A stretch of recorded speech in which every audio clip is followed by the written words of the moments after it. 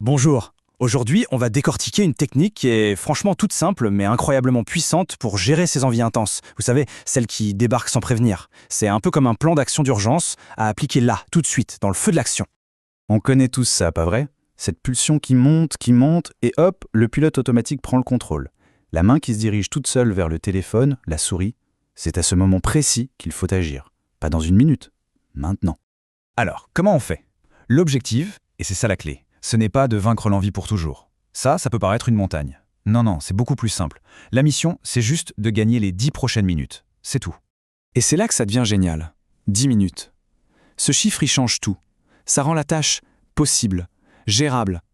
Ce n'est plus une montagne insurmontable. C'est juste un petit pas à faire. Une mission courte, réalisable, qui change complètement notre façon de voir les choses face à l'envie.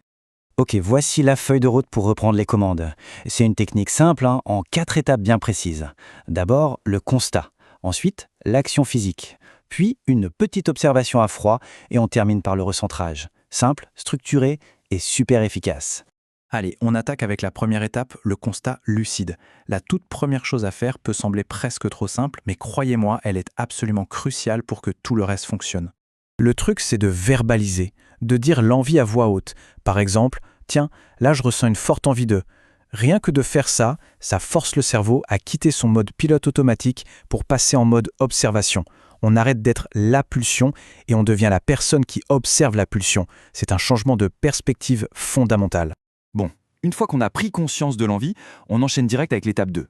Là, le but du jeu, c'est de créer une rupture physique, immédiate, pour casser la routine du corps. Il faut bien comprendre qu'une envie, c'est aussi un circuit physique, une habitude corporelle. L'idée, c'est de court-circuiter ça avec une action forte et surtout inattendue.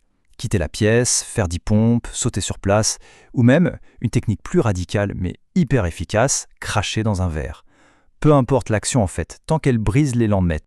Ok, la routine physique est cassée, le pilote auto est déconnecté. C'est maintenant qu'on peut passer à l'étape 3. Un bref moment d'introspection pour aller voir ce qui se cache vraiment derrière cette envie. Première question à se poser, et si possible à noter, au fond, quel besoin est-ce que je cherche à combler? Parce que bien souvent, l'envie compulsive, ce n'est qu'un symptôme. Est-ce que c'est pour fuir le stress, l'ennui, la solitude? Mettre le doigt sur le vrai besoin, c'est la première étape pour y répondre de manière plus saine. Deuxième question, tout aussi importante. Quelle est l'émotion qui sert de carburant à cette envie?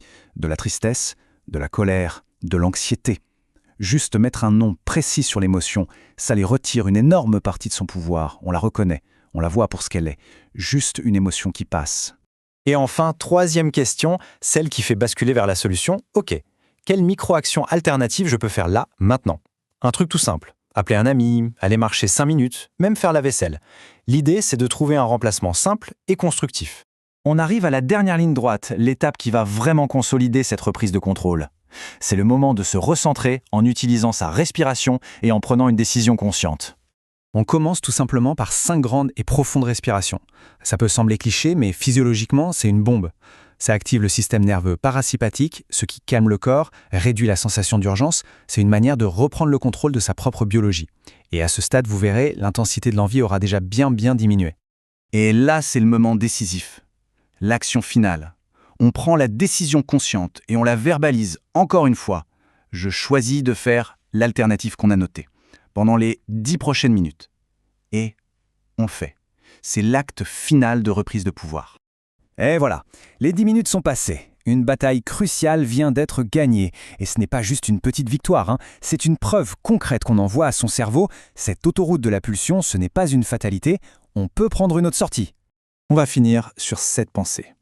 Chaque fois que cette technique est utilisée, chaque fois que ces 10 minutes sont gagnées, c'est comme poser une nouvelle pierre. Et pierre après pierre, c'est un tout nouveau chemin qui se construit. Un chemin plus conscient, plus solide.